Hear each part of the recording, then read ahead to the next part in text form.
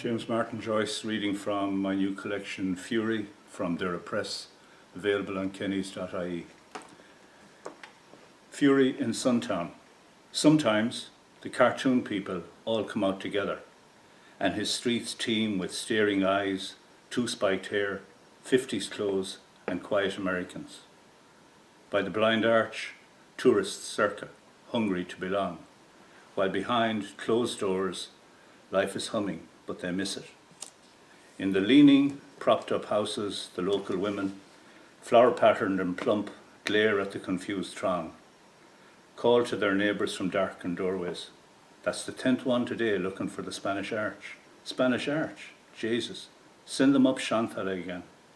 Laughter like someone's tears pierces the sunlight, ricochets off windows, slides down the windscreen of a foreign car, its occupants blind to the humour. By the Claddagh Basin, Furey remembers rough sail boats, tarred soft and creaking, the rope odour calling to mind something, a sinking down inside, a girl maybe, or a fear of something taken away or lost. Something dim, something best left unsaid on a day like this, with all these stories to be told. Talking to the wall. Shop Street, anthill busy in the splitting sun. The young man in the Tigers t-shirt pummels the wall with his fists, forehead thrubbing on the grubby screen of the financially reticent cash machine. His scream brings the street to a halt. Buskers hold their caught breath. The juggler's baton freezes in the air. The one-man band, his left leg rigid, forgets his elbow and the drumming dies. The bongo players miss their beat completely, and the sun-brown girl in the blue sarong shuffles to a stop, the dance leaving her shoulders stuck up around her ears. Even Bernie B pauses to stare, forgetting for a moment the rents outstanding, her shop fronts out there earning nothing in all this heat. As for me, shoulder to the bookshop door, I hear my mother's voice again from the year accountancy didn't beckon, telling me, you think you know it all. Talking to you is like talking to the wall. Meeting himself coming back. Coming back, having failed to buy the books he needed in a strange part of a stranger town, Furey turned a corner and met himself.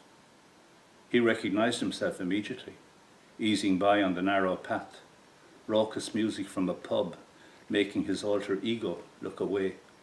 But it was himself, the same slow gait, the eyes cast down but not humble, the wicked click in his left knee, the unmistakable froth of wispy hair. Of course, the clothes were different.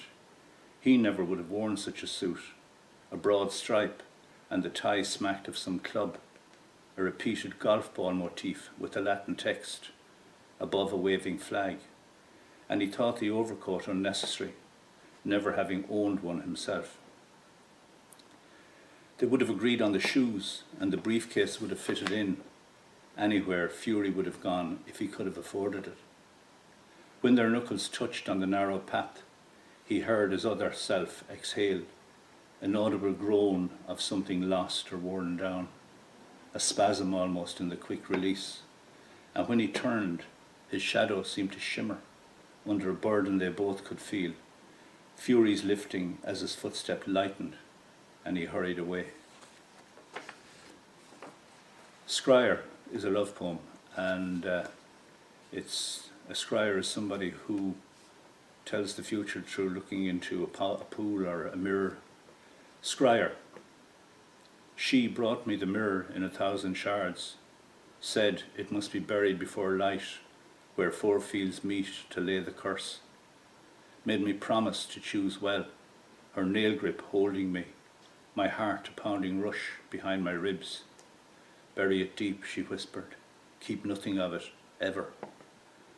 She told me how she'd brushed and brushed, used a flame to raise up icicles of light, swept every last particle, the gleanings of the floor, wrapped everything in her oldest blouse, shook the knotted bundle in my face, her low hiss urging, go. The moon is a watching eye as I stumble the rushy hill. I know the spot I've chosen well, a dry stone angle where neighbours touch. I'll push her bad luck down to hell, wait for her lips to save me. The last poem is Octogenarians at Cardachy, which Jerry Smith took for the Irish Times. Octogenarians at Cardachy. They are fitting a handle to a spade, sitting in the shadow of the graveyard wall, the new wood already used, its battered head discarded, the metal split, the timber polished dark from years, as they are themselves. A woman and two men, they pass the handle round, taking turns, whittling the brown wood, offering it to the waiting metal sock.